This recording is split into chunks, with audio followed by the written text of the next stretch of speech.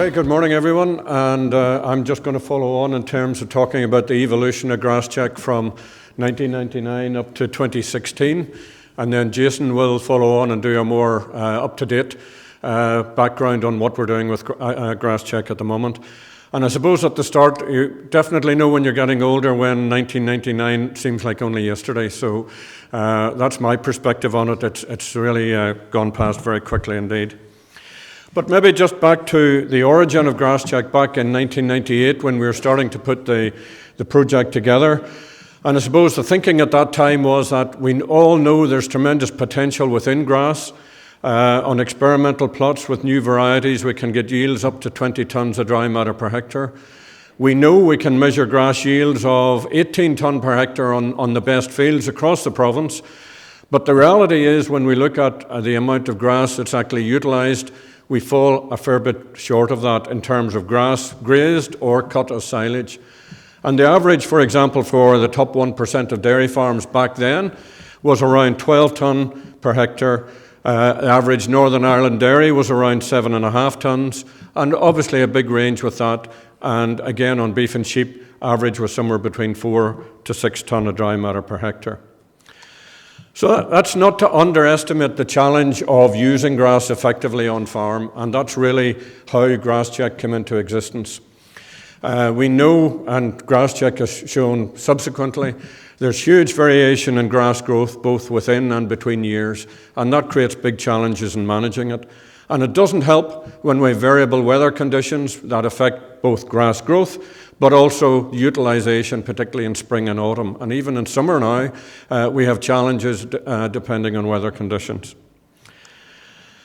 So measuring and monitoring, we've already heard from the farmers in the video, first of all, is really important in terms of knowing what's happening on the individual farm and crucial for decision making.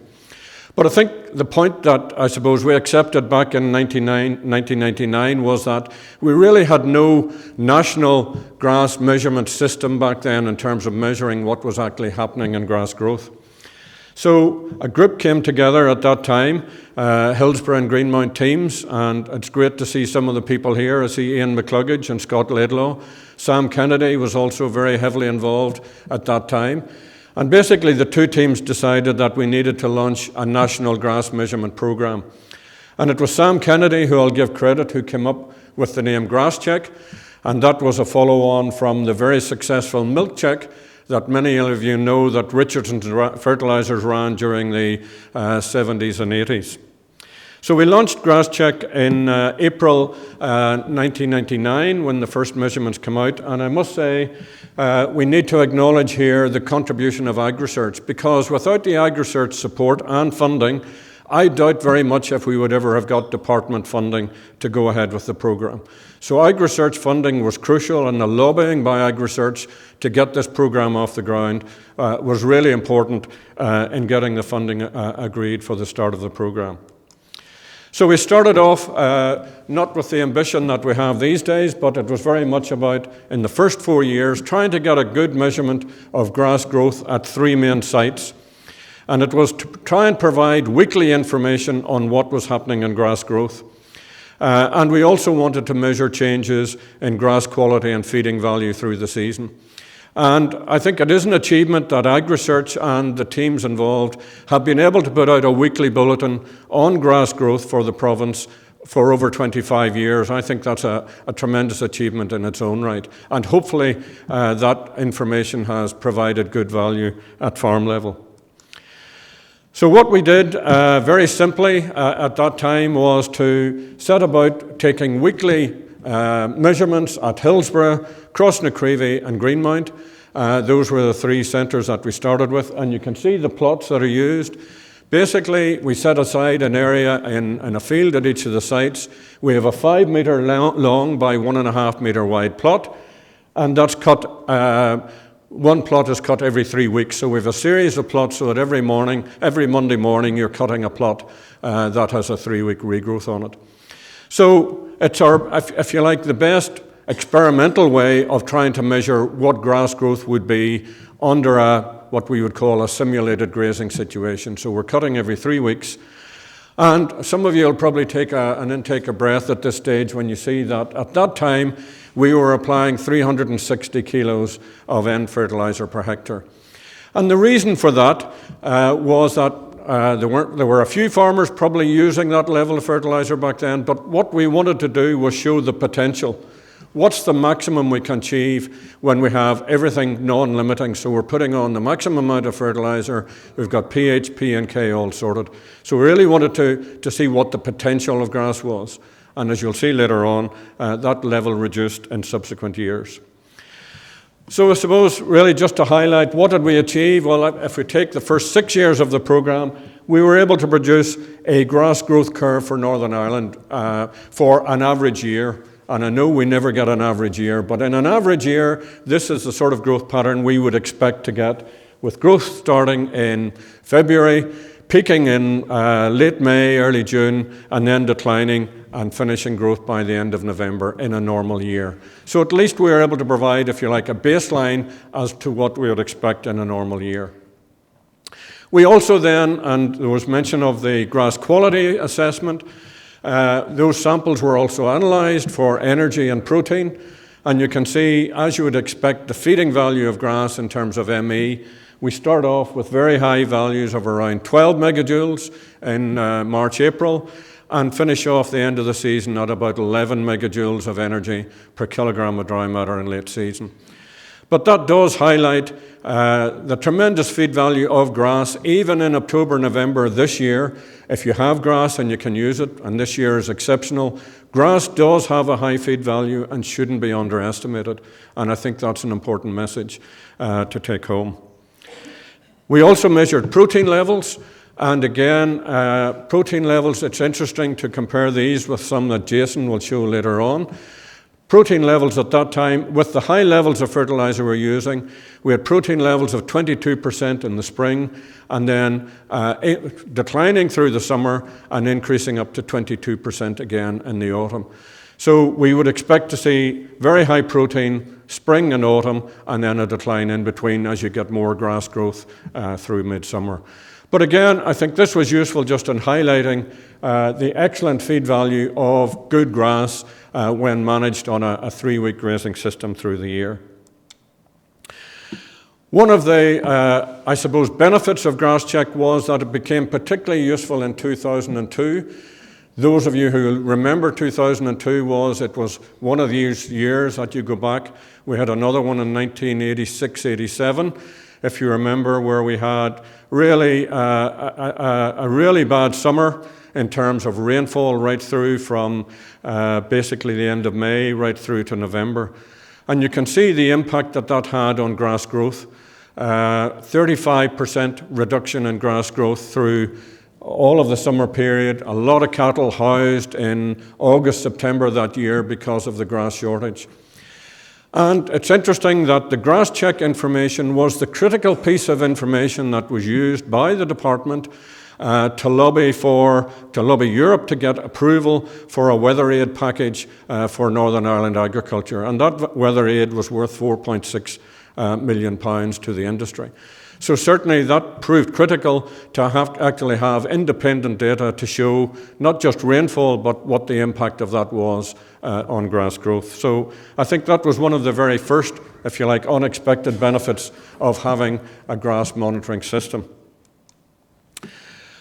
I think we then move into the development of GrassCheck, and to me, one of the undersold benefits of GrassCheck is actually the addition of future grass production or predicting future growth. And that was introduced back in 2004, 2006. And what we wanted to do was saying it's all very well to have an indication of what grass growth is up to the present date, but even more useful would be what's going to happen in the next 2 weeks, because that's going to be critical in terms of your grassland planning. And we are fortunate that Scott Laidlaw, who I mentioned earlier, had just completed a European project and had developed probably a world-leading and still world-leading grass prediction model, which allowed us to predict grass growth for the next 2 weeks. Now, it's world-leading in that it uses a whole combination of grass species, current growth rate, soil temperature, soil fertility, soil moisture. And guess that the only weakness in that model is weather prediction. If we had accurate weather prediction, then Scott's model will tell you exactly what grass growth you're going to get in the next week or 2 weeks. And Scott will, I'm sure, validate that and support that in any discussion. So it is a very accurate model and a very powerful tool, and I'll show later on how we might be able to use it.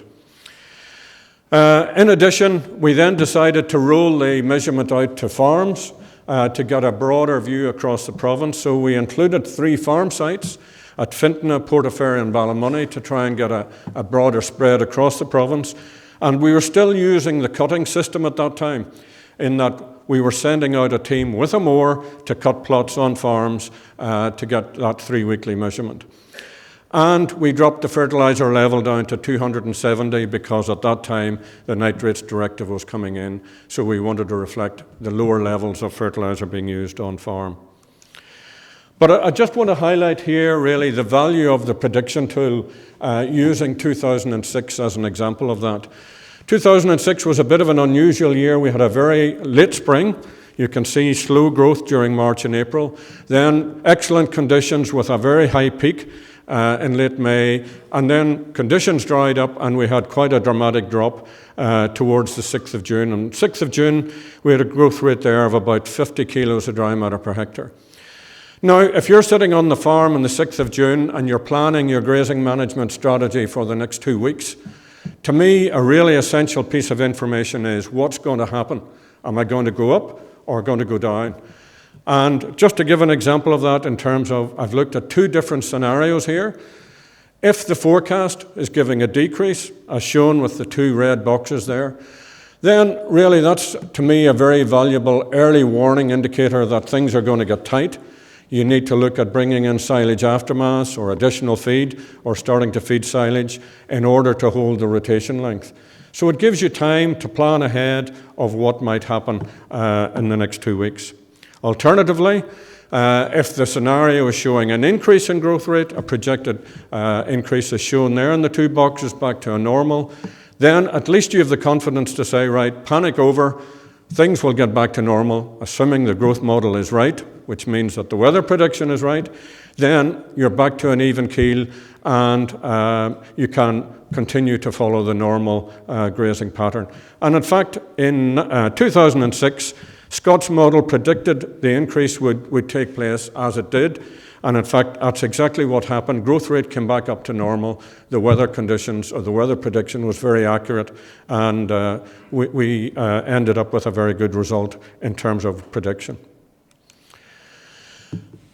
2007 to 2012, again, continued to expand. We increased the number of sites. There was a lot of feedback from farmers that we needed more information on the varying pattern of grass growth across the province. So we spread out to Fintona, Coleraine, Ballymoney, Loughgall, Portaferry. We had Land Rovers and trailers going nearly everywhere across the province, which wasn't going to be sustainable. But it did give us a very good base of the variation in grass growth across the province. And we continued cutting every 3 weeks and 270 kilos of fertiliser, which was that lower level. We also introduced grass clover, or clover check. Although the results aren't published, we have a full record of grass clover performance from 2007 right through to the present day. And again, that was very much driven by Scott Laidlaw and an interest in basically giving a baseline to compare how grass clover swards would perform relative to grass nitrogen swards. So in 2007 and 12 then, we were really moving up to where we are today in terms of having a good spread of plots across the province and able to highlight the variation in grass growth. So this is a typical press bulletin that we were publishing back in 2011, 2012, showing the growth profile along the top, but probably more important, showing the map of Northern Ireland and the variation in growth, and also the predicted growth. So you can see in the west, for example, you're averaging 50 kilos of dry matter per hectare, whereas in the east, down Strangford Lough, you're looking at 40, and a much lower projected growth than you were getting in the west. So this started to account for the variation and hopefully, again, illustrated just the differences in grass growth across the province. Every project has a bump in the road along the way, and Basically what happened was DARD, for whatever reason, decided funding was tight and they were no longer going to fund the GrassCheck project.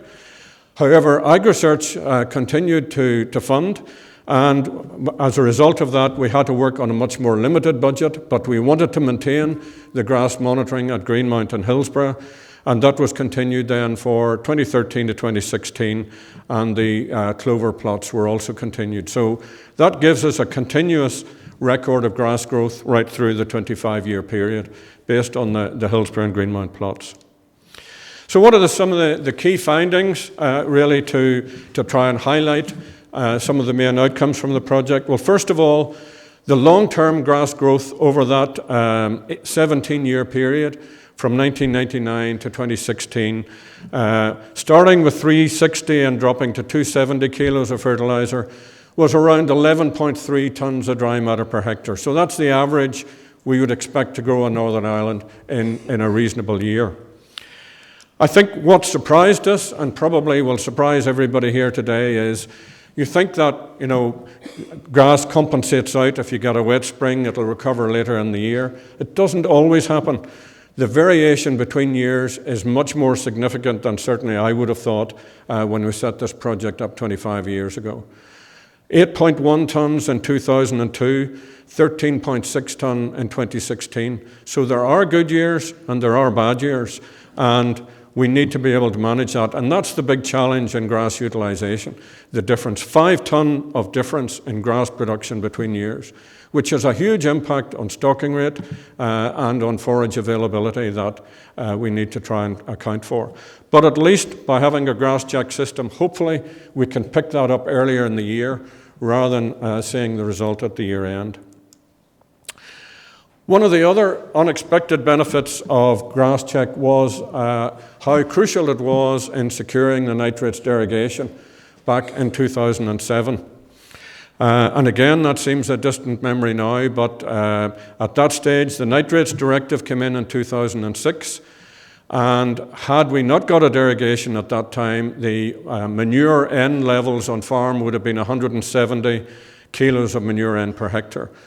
But a number of countries, including the South and ourselves, were able to argue a case for a derogation to 250 kilos of manure N per hectare.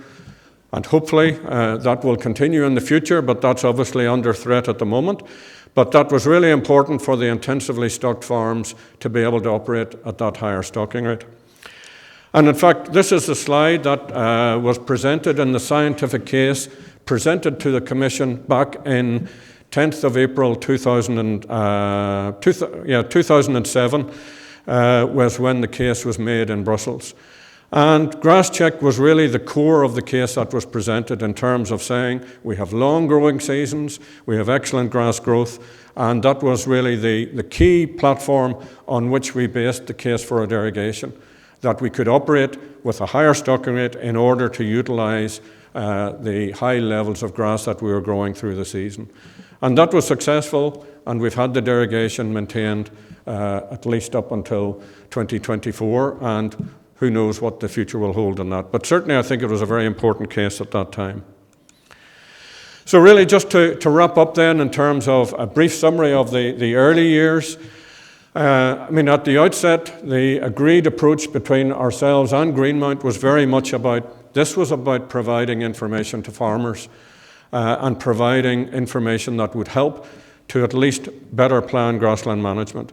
And I think it has provided clarity on the potential of good grass swards, highlighted the variation both within and between years, and the challenge that poses to grassland management.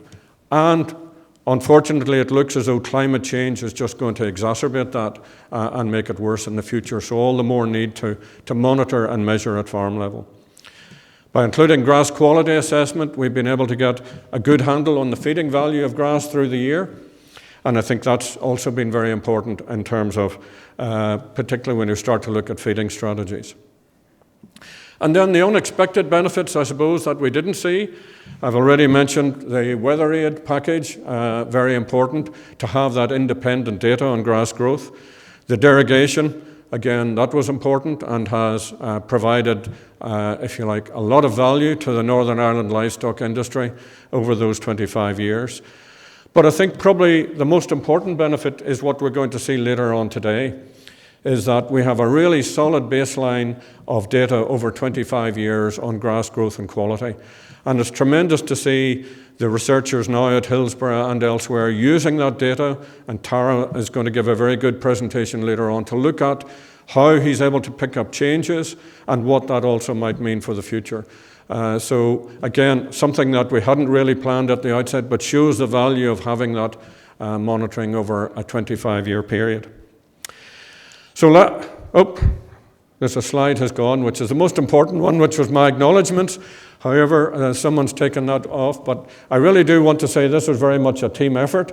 It was important, first of all, to get funding from AgResearch to support the programme and from the department.